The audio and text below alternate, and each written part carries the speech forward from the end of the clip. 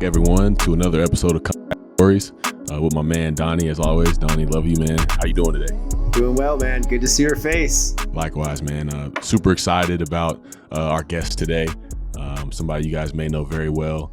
One of the greatest pitchers that I've seen watching baseball since I was a kid.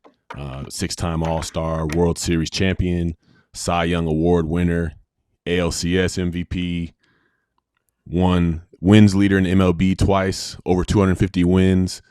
Please welcome the great CC Sabathia to the show. CC, welcome, man.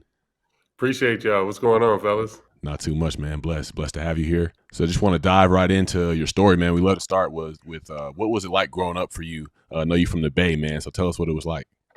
Yeah, growing up, I grew up in Vallejo, California. I grew up in the Bay Area. Big Raiders fan.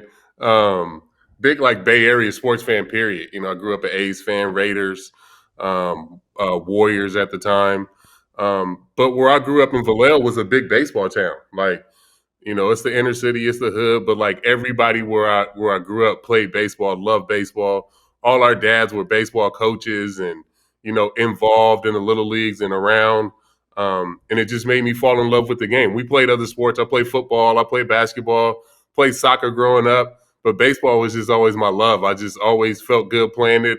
I always felt like I had a high baseball IQ, like I knew where to throw the ball to which bases and the situations and stuff like that.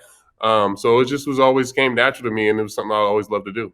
We love to ask because we've looked back into our lives and seen instances and events from our childhood that have shaped our perspectives and how we thought about life going forward. Were there any instances that were maybe painful or shocking to you, or things that may have altered your mindset going forward as a child that you had to overcome? Yeah, I think obviously growing up in inner city, there's always a lot of different challenges. My parents were young when they had me, trying to figure things out. So I spent a lot of time at my grandparents' house. I went to school in my elementary school. I went to school from my grandparents' house.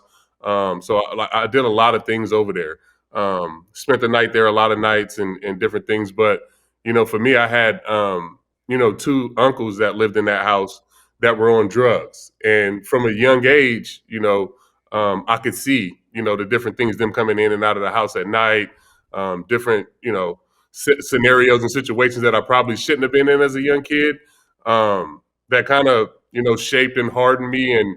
But it really, honestly, being up close and personal to that at such a young age, made me understand that I didn't want to do that. You know what I'm saying? I feel like every time I had, these situations put in front of me as a young child, whether it was the drugs or, different things with gang members and stuff like that, I was always able to see the other side of it and be like, nah, I don't want to be in that life. You know what I'm saying? I don't want to be in jail. I don't want to be in the streets. I don't want to be in those type of situations.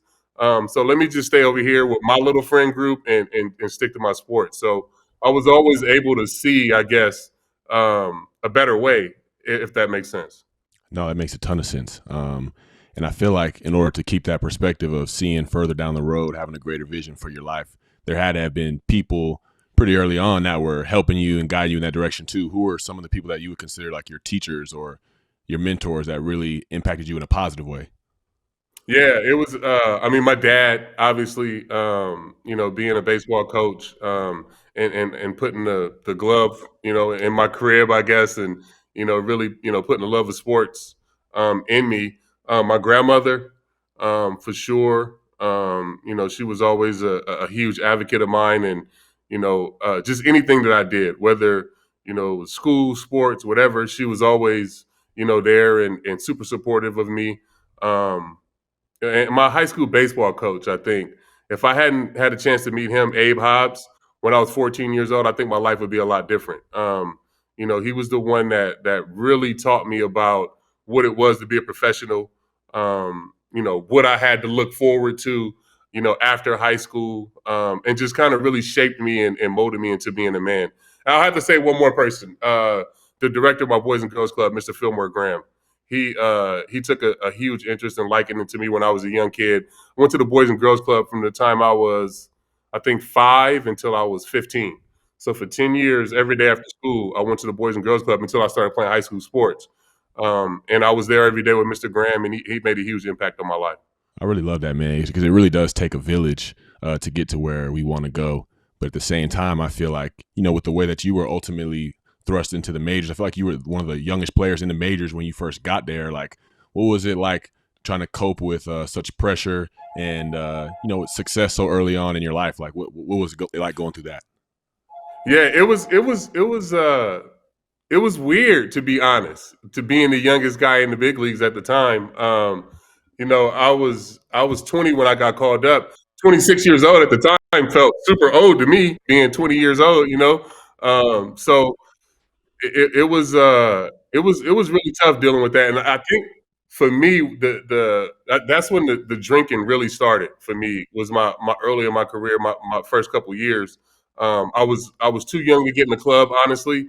So like if I got snuck into the club, guys would just like stink me drinks to the bathroom, and I would suck down like 6 or 7 Long Island Ice in the bathroom stall, and that's how I got like that's how I would have to drink because I couldn't carry a drink around the club. So that's how I really started my binge drinking, and the alcohol dependency really took a turn, I think, when I became a professional in my early part of my career.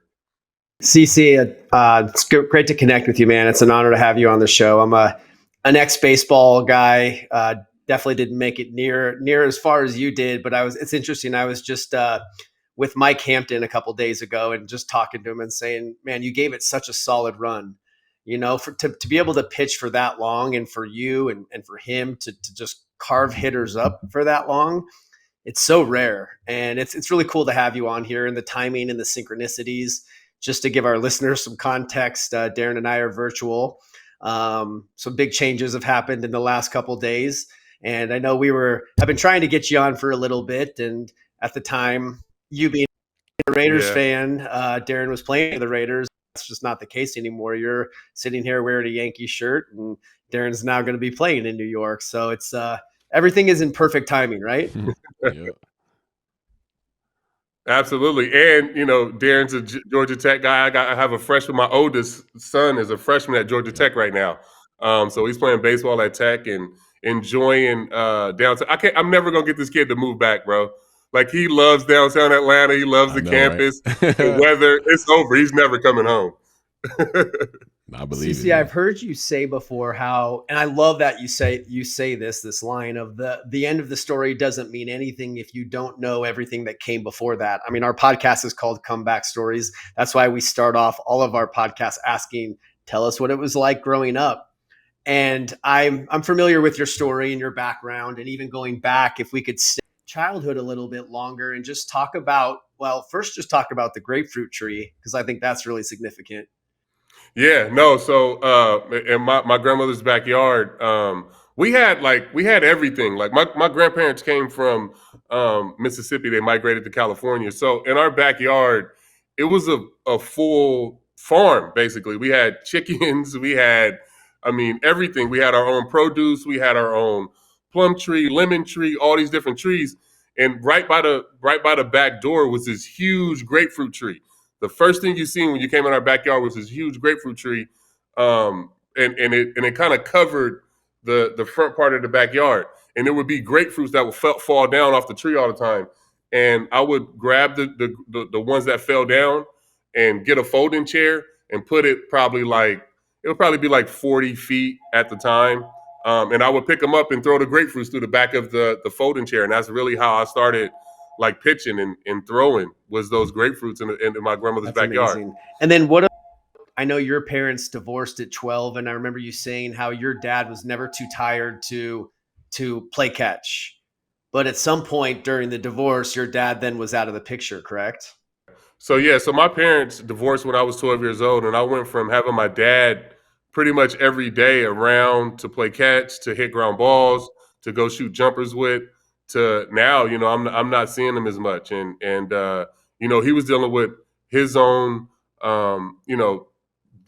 drug dependency problems at the time, and I had no idea. You know what I mean? So I had no idea what he was going through. The one thing that I feel like my mom did, which was huge, that kept me and my father's relationship together, was she never badmouthed him. She never once if he was, coming to pick me up for the weekend and couldn't make it or whatever, she never ever once, made a bad comment about him. And that made me never have ill will towards him. So whenever, he got clean and I got drafted, in 1998, I was 17. That's kind of when we reconnected. I have to give my mom a lot of credit for that because I had no animosity towards him because she never had said a bad word about him. She would always just say, he's trying, he's got different things going on, give him a break. And I'm thankful that she was that way because it allowed me and my father to have a relationship, the 5 years after I got drafted until he passed away. Yeah, that is such an important lesson. If you're a listener and you're going through a divorce or walking through a relationship, as a coach, I have coaching clients that will often be going through a change like that. And I'm so grateful for my parents because they did the same thing. They made the best out of what could have been a bad situation, and no one was talking bad about each other. Where you'll get a lot of that projection and confusing as a child. So the fact that your mom did that is so huge. Yeah, it is, and it allowed me to have a relationship with my dad. It allowed me to forgive him on my own terms, and not have their mess get in the way of our relationship, So I'm very thankful for her that that she was able to do that for me, and I was able to reconnect with him because after I got drafted, me and him became thick as thieves again. We were tight. He was coming out all the time. My first 2 years in the big leagues, he lived with me and Amber, the whole summer. So, we had a chance to really reconnect and kind of get back to where we were when I was a child. Knowing your story about that, I'm just thinking about how much that helped you have your own perception of your dad, where your mom wasn't like projecting things on. So you had this belief because I've heard you say like, yeah, my dad was in rehab. My dad had HIV and I never, maybe he wasn't there, but I never saw him for that. I was just happy to have a dad around. Where if your mom was in there chiming in, I think you might have a different attitude and relationship with him. Yeah, absolutely. And even with the, with the drug use, she never really made that clear to me either. So the first time I went to go see my dad in a rehab facility, I had no idea it was a rehab facility. Me and Amber walk out of the rehab place and my dad couldn't leave the door. And he was like, I could just walk y'all to the door and then I got to turn around. And we walk out. I hadn't thought nothing of it. And me and Amber get to the car and Amber goes, how long has your dad been in rehab? I'm like, what are you talking about rehab? She was like, CC, that's a rehab facility we just left right there. So like I was oblivious to all of it. You know what I'm saying? Like I had no clue of what was going on. But for the better, to be honest, because I think if had I been worried about any of that stuff or had any of that ill will in my heart, maybe I don't have a chance to get to the big leagues at 19, 20 years old and have all the success and have all these different things going on if I'm consciously worried about and thinking about what my dad has going on. Yeah, I mean, I could see all that, how much of that could be a weight as you try to elevate, you know what I'm saying? Like the struggles I had early in my career where I wasn't performing the way that I would have liked to, it was the mental weights. There was nothing really physically that was holding me back. I feel like I had the gifts and I was, progressing in that way, but it was all the mental and the emotional and the spiritual things that were just having me feeling chained up, man. And it's, so that's a really good perspective. Staying on your dad, I reading your Players Tribune essay, you said something about, and it kind of touches on mental health. And me and Donnie are always on that. And you talked about how the day you made your first All-Star team, your dad was pronounced with 6 months to live, I believe, or was it 6 weeks to live? It was 6 weeks. Cancer. Yeah. Yeah, 6 weeks to live. And you talked about how I can't think good things will happen without something bad going alongside with it. And it's hard to have faith in the good things lasting. Like, what was it like dealing with that and trying to grow out of that mindset? You know what? I still deal with that. I still have to let myself be happy in the moment. You know what I'm saying? And not think something's coming on the other side. Whether it's, just small things, you know what I'm saying? Whether it's like, watching my son hit a home run, then I'm always thinking about the flip side, or like, I'm always thinking, just because of that's been my experience. Every time something good happens in my life, there's something that's probably bad that's coming around the corner. And that story that you just said was the perfect example. 2003, Amber gets pregnant in January 2003. So we're having our first kid. This is my third year in the league. My dad is living with us at the time. So I'm having a great first half. My dad goes back to California in May to get checked up, just to have like a checkup. My dad had got diagnosed with HIV in 1999, so he was going back just to have a checkup. He hadn't been feeling that well, so he was gone for like 2 months, from June and July. So I'm pitching great. I get the Sunday before the All-Star game. I get called into the office, the manager's office, Eric Wedge, and he's like, hey, you've been having a great year. This is. I'm excited to tell you that you're going to the All-Star game. This is the first of many. Blah blah blah, whatever. All the stories. So we're all excited, everything. And as I'm walking out of his office, my cell phone rings. Like, this is back in the day too. Like, you had the old Nokia flip cell phones. Like, my cell phone rings and it's my mom. And she was like, hey, did you hear the news? And I'm like, yeah, I'm going to the All-Star game. Can't wait. We're going to Chicago. Like, this is going to be so much fun. And she was like, no, your dad's in the hospital and they're giving him 6 weeks to live. Like, his cancer has progressed and I think you may need to come home.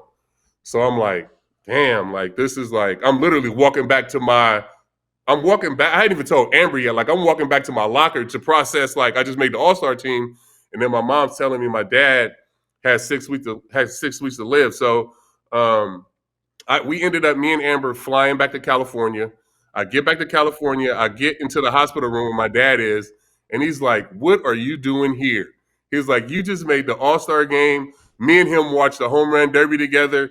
And he just begged me to go to Chicago to play in the game. So I got on the first thing smoking the next morning, made it to Chicago, like during BP time, the day of the All-Star game, and didn't get the pitch, but that was my first All-Star game experience.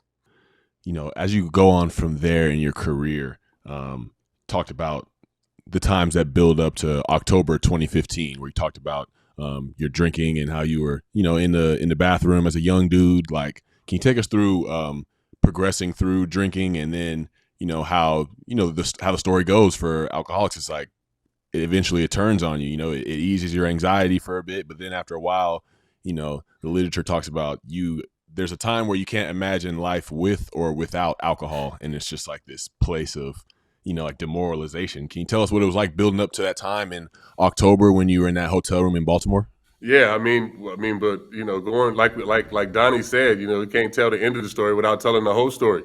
I think I knew that I was an alcoholic at 14 years old. I knew the very first time I drank that this was not going to be good for me. The first time I ever drank, I was 14, and it was about 3 months after my grandfather had passed away. And me and my cousin was just at his house. We was sleeping over. I was sleeping over at his house, and he had a pint of Bumpy Face gin, Seagram's gin.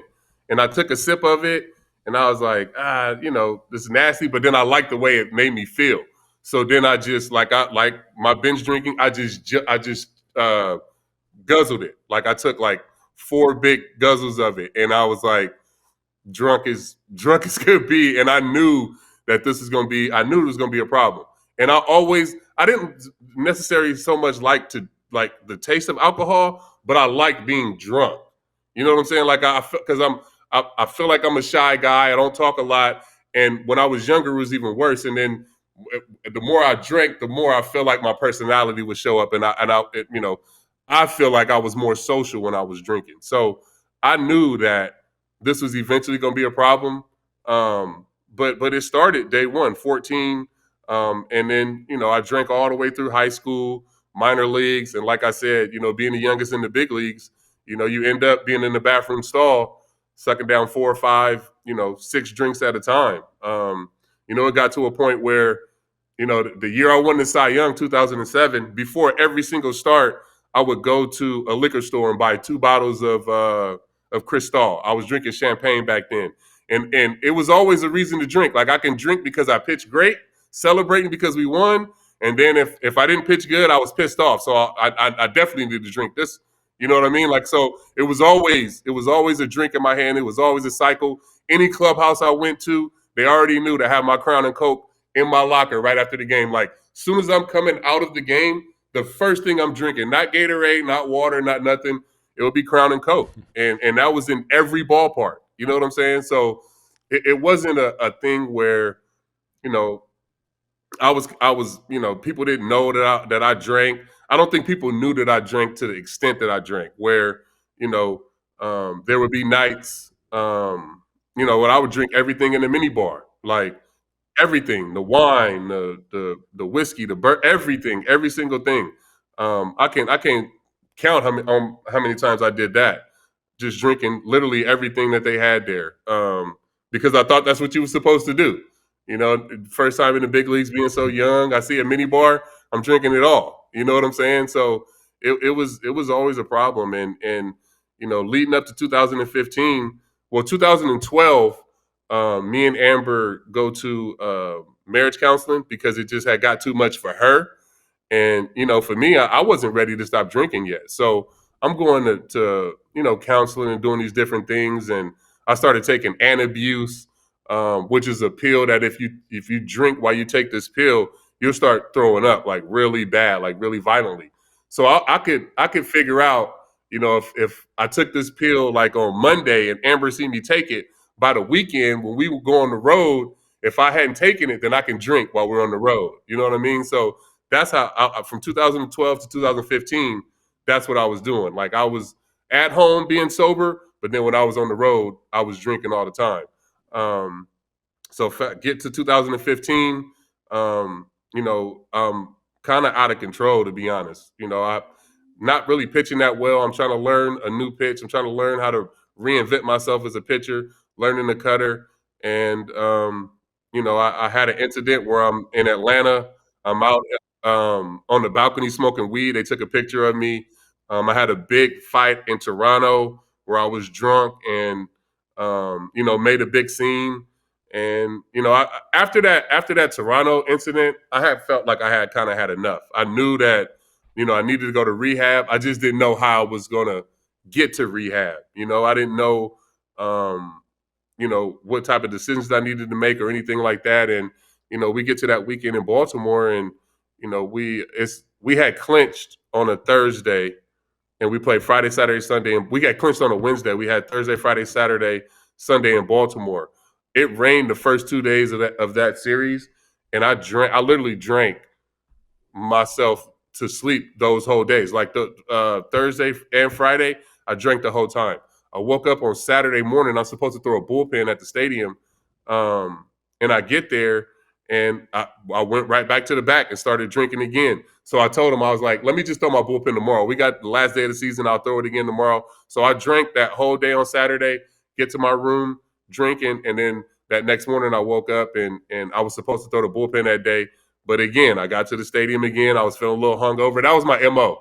Like, if I was feeling a little hungover, the next morning I would get back on whatever I was drinking. So I was feeling a little hungover, got to the stadium, made myself a drink, and one of the our mental conditioning coach, Chad Bowling, he caught me. He was like, "Bro, what are you doing? You drinking at 8 in the morning?" And I just broke down crying because I hadn't stopped since that Wednesday night. And we went into Joe's office, and I told him that I needed help. He called Brian Cashman right away. And then the first two people I went to tell was Chris Young and Dylan Betances. Two of my closest friends to this day. They were on the team at the time.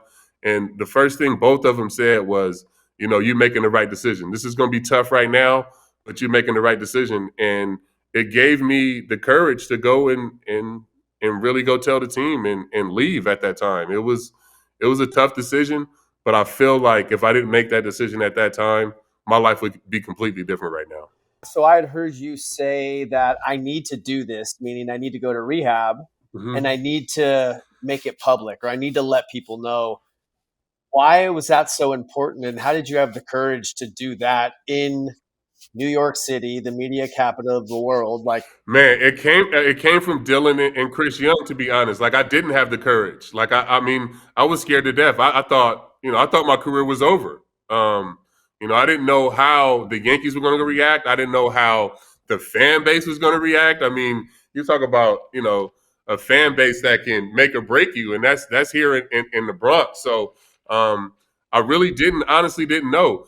What gave me the courage was Chris Young saying, I know this is a tough decision right now, but this is going to be the best thing that you can do for your life.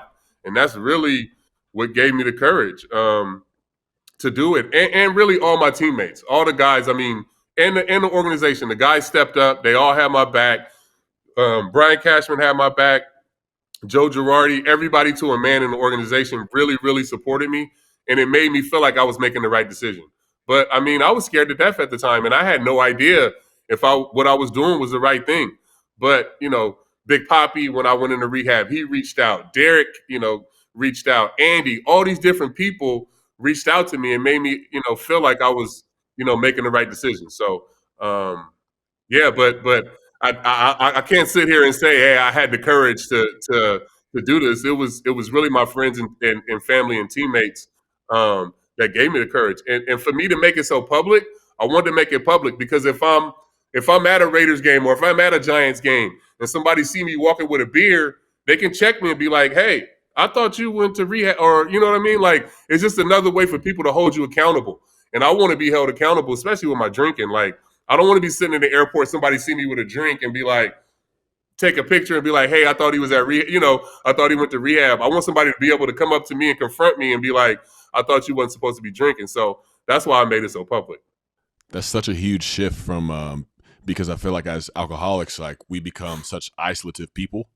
And that's something that I still try to get over is, just no matter how good things are going, I still feel like I had to go hide or to be safe or be alone. And, I always had like certain behaviors that I was hiding in, to get to a place. That's the ideal place for an alcoholic to get to really start to build a life again, is to have other people hold them accountable, invite community into the picture, and have real deep friendships and relationships with people to where they can check you, because that's really what love is. We get told like, essentially love is telling people what they want to hear, but no, it's like love is checking people and telling them what they need to hear, because, what they may not necessarily want to hear is what could save their life. So anybody that's in that position of struggle, it's like, it's not an easy thing to do, to have people in, and it's not always comfortable to have people in your business and knowing the intimate details of your life, but it's what's necessary for you to continue to build upon what you set and to, enjoy life with people, because that's what life is meant to be about. Nah, I mean, that's 100% right. And you said something like for people to check you. And I had made myself uncheckable. You know what I'm saying? Like, I feel like the only person that could have really checked me was my dad. And my dad passed away. So there was nobody here to check me on anything. Like, who the fuck gonna check me doing what? I'm paying for everything. Like, any vacation we go on, my family, anybody we doing anything, it's all on me. So who gonna check me? If I want to have a couple drinks while we on vacation, I'm gonna have a couple drinks. You know what I'm saying? So I had to reconfigure the way I was thinking, and I have to be checkable. Like, I have to be able to sit here and have my wife check me, or my best friend, or whoever else. Like, you have to be that vulnerable, to be able to be checkable. And that was something that I wasn't for a long time. Like I said, from 2012 to 2015, I was going to counseling with my wife just for her. It wasn't for me. It was like me faking stuff for her. You know what I'm saying? So I had to really open up and let her check me. She can check me. You know what I'm saying? Like, she runs it. So you have to have those people and be comfortable with those type of people, with those people. If you have those people in your life, to be able to let them help you and love you, like you said. I love this conversation so much. There's staying for another minute on that, making it public, just for context for the listeners. You had said like it was the last day of the season. It was the last day of the regular season, but you guys were going to the playoffs. So, I mean, if I got the timing right, you guys were going to the playoffs. So you're checking yourself into rehab as your team's about to go make a World Series run. So it wasn't like the season's over and nobody's going to know anything. Like, and plus doing it in New York City. I mean, I think that's it's amazing. And I think in recovery and addiction, they say selfishness and self-centeredness is the core of our disease. And I love that you did it because you needed to be held accountable. And that's why essentially I shared my story publicly, which actually was a selfish move, but it was selfish in a way where I like I need that accountability. I want this to be part of my identity so that people can check me. So it creates like this massive layer of accountability where now it's like for Darren and I and yourself, it's part of our identity. And it makes it a lot easier not to slip up, you know? No, I mean, and this is gonna sound crazy, but like, and like you said, being a recovering alcoholic, like you have to be selfish and think about yourself. It's easy for me to be selfish. I'm a selfish motherfucker. Like I'm always gonna put myself first. You know what I'm saying? Facts. Like that's just, Facts. that's just how I am, and who I am. That's just the kind of the way I was. That's just the way I'm wired. You know what I mean? So it's easy for me to it's easy for me to be selfish. So once I figured that out in rehab, I'm like, oh, I'm gonna be pretty good at this recovering alcoholic thing because I could always be selfish. You know what I'm saying? Like that's not a problem. But like you said, checking myself in going back to the rehab, that was my rock bottom. Like people always ask me, like, what was your rock bottom? Like, what made you check yourself into rehab? One, it was me realizing that I couldn't stop drinking. Like that weekend in Baltimore, I really wanted to stop myself from drinking, and I could not stop that whole weekend. So being powerless to the alcohol was the first thing. But the second, my rock bottom was being in that rehab facility in detox. I'm sitting in there with no shoestrings in my shoes. I got on a hoodie. I got on like pajama pants, and I'm watching my team play against the Houston Astros in the playoffs. Like there's a playoff game going on, and I'm a part of this organization, this Yankees organization I have on right now, are playing in the Bronx, and I'm in a rehab facility. Like that made me feel. I mean, there was no. I mean, I can't even explain how low I felt, and not being able to be there for my guys. I wouldn't have been pitching. I mean, no way I was going to pitch that day, but just being there, not being there killed me. And I think being there it would have been a different story. But that was, the point where I was like, I need to get myself together because look where the fuck you are. You couldn't stop drinking that much, and now look where you are now. Like you can't even be there for your teammates. Like that's how bad you got. So that was really like a turning point for me was that day that they played in that playoff game. I'm sitting in the detox place, kind of like just staring at the TV. Like I couldn't believe I let myself get to that point. What did rehab unlock in you and transform in you just as a man, and then how did that play into the rest of your career going forward with a fresh perspective? I think rehab for me just gave me a time to grieve. I had never really grieved my father passing away, and 2 weeks into the my rehab stay, we did an exercise where you had to write a letter to you had to write a letter as a family member to you as if you died from alcoholism or if you died from whatever your dependency was. So I ended up writing a letter from my son, little C, to me, and talking in his voice, talking to me as if I passed away from alcoholism.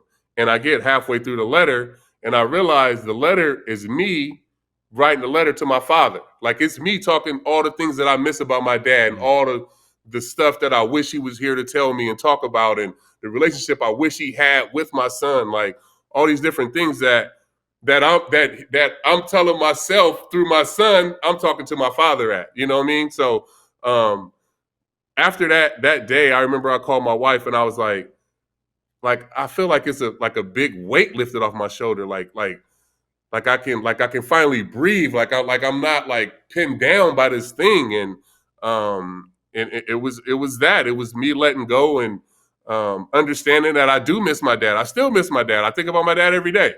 I still wish he was here to go see my son play at Georgia Tech. All these different things, but I can't hide from those and run from those emotions. You know what I mean? I think I was trying to use the alcohol to numb from that and those emotions and being able to deal with that and grieve and get through those feelings and work through that process and still work through that process was the biggest thing for me going into rehab for sure. I love how you mentioned that. I think for But me, I could relate a lot when you said, I think it was in the HBO documentary, how when you went into rehab, you wanted to figure out how you got there and why, or what was wrong with me. And for me, that was the same thing. I was a college baseball player. And going from this baseball player star identity to now a drug addict, like, where did it all go wrong? Now, I had a massive surgery on my left knee that ended everything for me, but just figuring out like what happened. And for me, it was actually the loss of baseball, the loss of my purpose. Yes, I had a traumatic surgery on my knee and got prescribed 80 Percocet a week for a month straight and then cut off cold turkey. But when I really took ownership and stopped blaming everybody else, it was the loss of my identity and the loss of my purpose. And so I'm just curious, we have the gift of addiction where we can find purpose. Like, I'm sure you're good without baseball now. I'm sure you miss it, but you have purpose. You're carrying the message. But what would you say to other people? And do you talk to old baseball friends that struggle with that transition from baseball into life after baseball? Yeah, no, I talk to a lot of different players and older guys all the time. That are trying to figure out what their purpose is. After baseball. And for me, I feel like my purpose is my family. Like I'm here and I'm able to be around and be a dad. And I feel like I went to rehab to get a second chance to really be here for my family. And I take that as my job now. Being dad, like being the Uber dad, right? Driving around with my son to baseball practice and all these different things. I get a chance to be and enjoy now because I don't have alcohol. I think you said something earlier about all alcohol. I think Darren said all alcoholics. You can't imagine alcohol with or without your life. Like I couldn't imagine going a day without with being sober. But now I can't even imagine a day with drinking. Like my life is so much better now. And people used to say that to me, like people got sober and be like, "Oh, my life's so much better," and I'd be like, "Bullshit! Like no way, it is. It's so much better. My relationships are better. I'm able to get up and my body feels healthier. Like I'm just in a better space because I'm not bogged down and foggy from all the drinking." Yeah, and I think to double on that, I feel like there's something to be said about people like us that make life in sobriety look attractive to people. Because I feel like there's a lot of times where people that may have been sober, it's like I was just like you. I was like, damn, my life finna be lame as fuck. Like, Yep. I don't know what I'm about to do. Like, but then it's like, now we can take ownership of the fact that, if people are gonna make this decision to change their lives and turn it around and they don't know what it's going to look like down the road, we have the opportunity to paint the picture for them like, hey, life can be great. Life can be amazing. We can enjoy the simple moments, the great moments, the vacations, the cool things people get to do. But really, like, we can take ownership of the fact, like, hey, like, they can look at CC, they can look at Donnie, they can look at me and be like, oh, man, yeah, like, they doing that when they sober, like, oh man, I didn't think that was even possible. But you So know what I feel like though? that's a different perspective that I've taken into account. But I feel like you even more than me because you're young and I feel like I went in at 35 years old. You know what I'm saying? Like, yeah, I mean it's sure it's fine. People can say, yeah, I mean you went into rehab when you were done partying. You know what I'm saying? Like when you were done, but like for you to do it, at the beginning of your career and then still go on to do all these great things and still be in the league, I think is huge, and I commend you for that because I think kids can really look at your story and relate to your story more so than they can mine. Because I was 35 years old. You're doing this, in the prime of your career. So thank you for that, and I definitely commend you for always speaking out and being an advocate for alcohol dependency for sure. Brings me Yeah, to a man. moment just 2 weeks ago, witnessing Darren's wedding and being there and just sitting back. And I've got some video proof of this, but watching him dance, like in the middle of the circle, the whole wedding circled around him, and he's just dancing solo, and he's performing. He's performing up on stage, rapping, and I'm like, man, like, and just working with Darren, and especially, I mean, he's been good on the sobriety thing, just relationship wise and love, and to sit back and just watch and be like, this is all going down and it's pure and it's sober. And that's like me. I thought my life was over when I had to stop getting fucked up, but really it was just getting started. It really was. And so, Yeah, that was a Yeah. beautiful moment, Darren, just watching you, man, dance. And I still look back at that video and show some of my close friends. I'm like, you can have a lot of fun in sobriety. And then it was crazy because my sponsor officiated the wedding too, and not a lot of people know this, but walking down I was the first one down there, and he was standing down there, and he gave me a hug, and he was like, you almost missed this, right?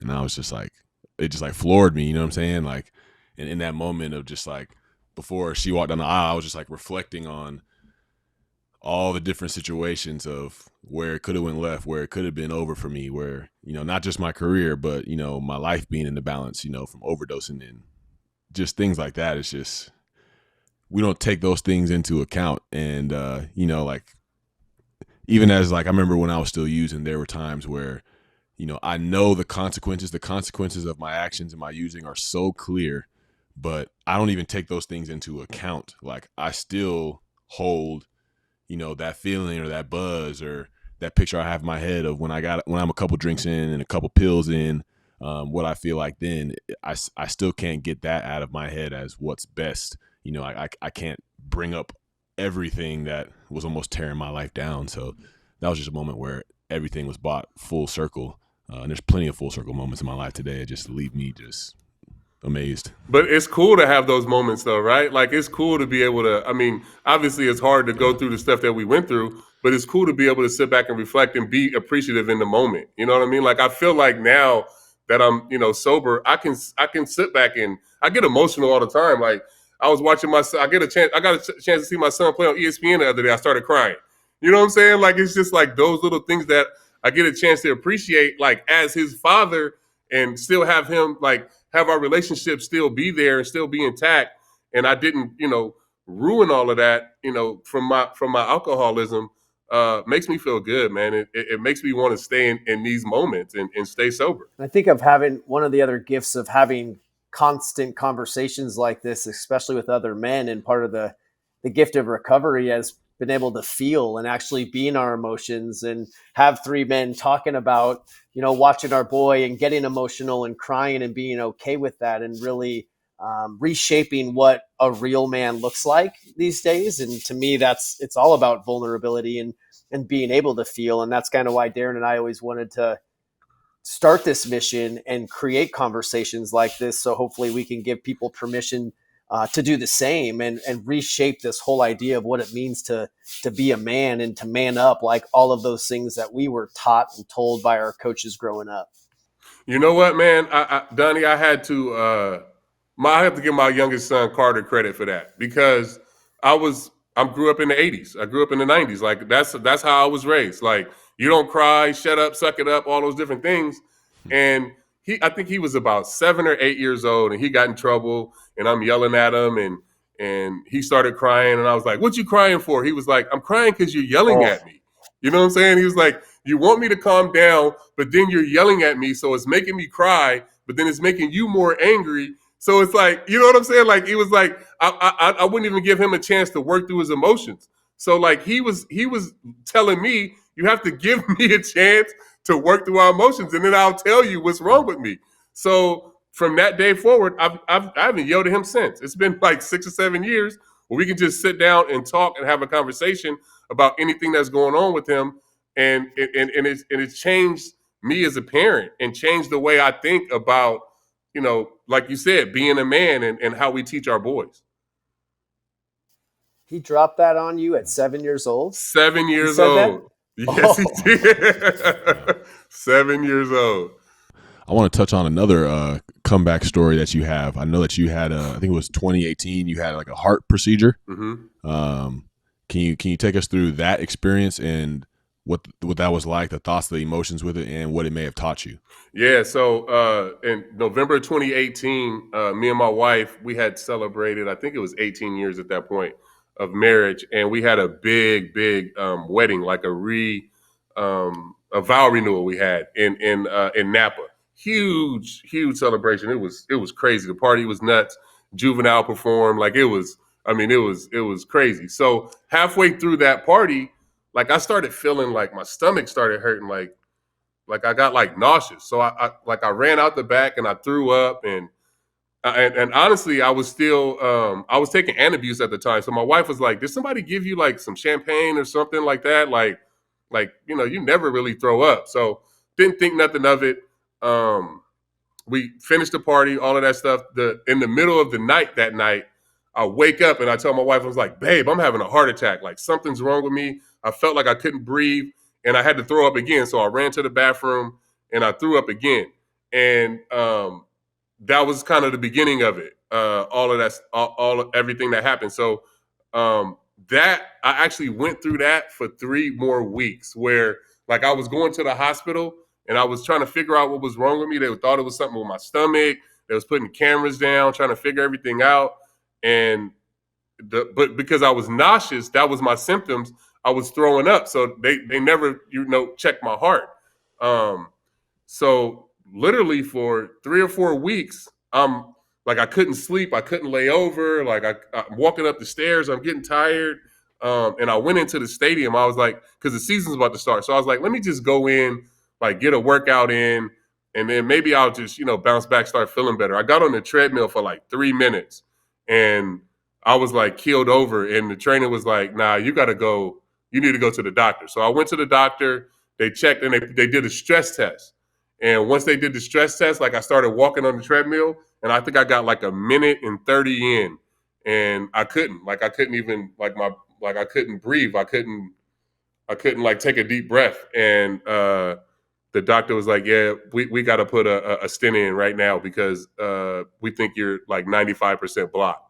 So like in my artery, the widowmaker, I was 98% blocked, and I was actually supposed to get on a flight that next day to go to London because the Yankees and the Red Sox were playing in the London series. So I was going over to watch a couple soccer matches and be the ambassador for series. And the doc said, if you would have got on that plane to go to London, you definitely would have died. You would have had a massive heart attack and died. So them catching that and putting that stent in, so that happened.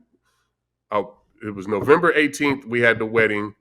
I did that for it was like a whole month. So I think it was like right after Christmas, like December 27th or 28th when they put the stent in. And, we caught it luckily in time, because if not, then I definitely would not be here to be talking to you guys on this podcast. What do your practices look like now? Darren and I always talk about morning routines and rituals and the things that kind of keep our mind right, keep our body right. What are your practices these days?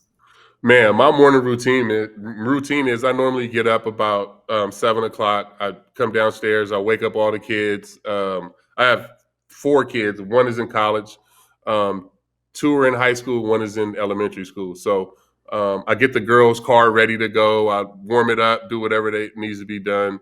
And then I come sit in the living room and I do like a little 5-minute calm app meditation before anybody gets up. I have like hot water and lemon, and that's really it. To be honest, like that's kind of it. After that, my days get started. I go to the gym and do whatever I got to do after that. As far as like AA meetings and stuff like that, I never did AA meetings. I always went to a private therapist, which I still see. But I talk about my sobriety all the time to anybody who will listen. So whether it's doing podcasts like this, or somebody will call and say, "Hey, can you talk to this kid or do this or do that?" Then I'm always willing to share my story and talk about the things that I went through. And those are like my meetings. You know what I'm saying? Getting a chance to share and talk to you guys or whoever it is. I feel like it puts me in a good space and gives me a good perspective. Yeah, I think it's so important to. Darren and I have had multiple guests on here that have that are sober, but have had different paths into getting sober, and so there are many paths to it. We had an author on, Holly Whitaker. She wrote a book called "Quit Like a Woman," and in that she talks about it like she's not an AA person, but she's sober, and really the essence is finding purpose, giving back, carrying the message, and community, and finding whether it's men or a group of like-minded people that can, in a sense, keep you accountable, or we can let everybody else know so the world's keeping us accountable. But I do think it's important for people to know that there are many paths, but that our way doesn't work. And if we keep trying to do it our way, like the way we did it before, we're going to end up right back where we were. And that's rehab, or that's dead, or that's jail. And you know what? Like most of the time, we don't realize we have a lot of these support systems already in place. We just haven't been taking advantage of them. You know, for me, whether it's a sense of community or somebody to talk to, the support system with my mom and my wife and my teammates. So, you most of the time, we think we're going on this journey alone, but you don't have to. And I feel like as alcoholics, we like Darren said, we tend to isolate and to stick to ourselves. But there is this, there are people out there that can help us and will help us if you reach out and be honest. That's the hardest thing as an alcoholic, was to admit that I was an alcoholic. That's yeah, man. I mean, asking for help as men is forever going to be a crippling thing. I picture the heart, like you being on the stage for a World Series or in the pressure moments, or for me, like me going over the middle and getting my helmet, my chin strap knocked loose. Like those are things of toughness that people may think of of what it takes. But I feel like the toughest thing to do is ask for help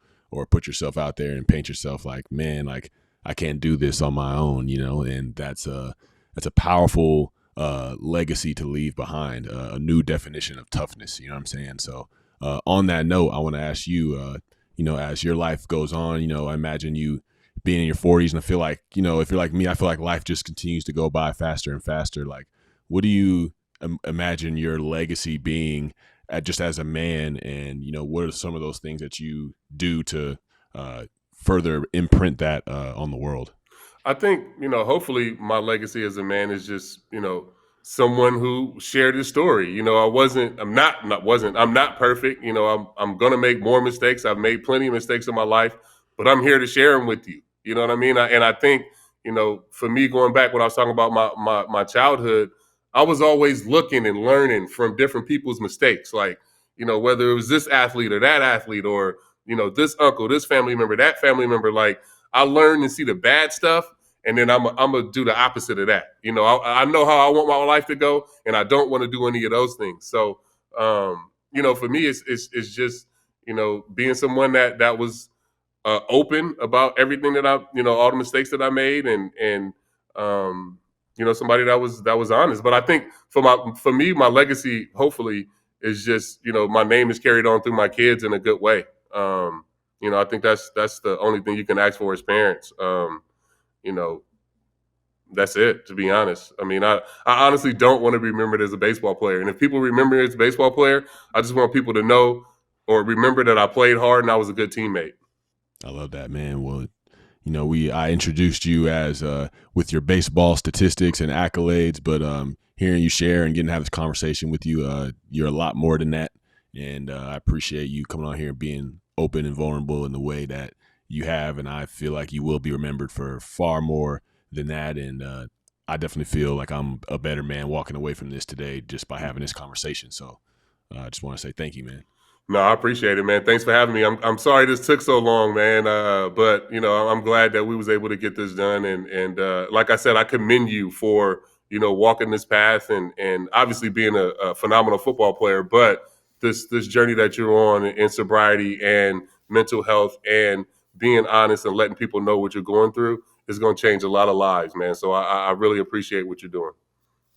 Yeah, thanks, CC. It's an honor, man. It's an honor to have you on here. I keep thinking about the visual of your wife had mentioned how on the mound you were like a grizzly bear, and then when you were drinking, you like turned into the Hulk, right? And I feel like you've found your way into, like, when you talk about legacy, it sounds like you. I know for me, it's like breaking some generational dysfunction and being the change. And I know you grew up with addiction and alcoholism around you, and now how you show up for your family, and you're warming the car up for your kids and being there. You're changing the legacy, and that's the legacy that I see and admire the most, and also just your transparency. And I think all three of us can say that we're just turning our mess into our message, and it's really given us a purpose beyond whatever the label of the position we play or the role that we're in. So thanks for these conversations, man. We really appreciate it. Man, that's awesome. Thank you, Donnie. I like that. I'm turning our mess into the message. I can do that all day. That's awesome. Yeah. Donnie got bars. Don't let Donnie fool you. Donnie got bars. I love it. All right. Thank you, my man. We're out. Yeah, appreciate you, man. But yeah. No problem. Thank you.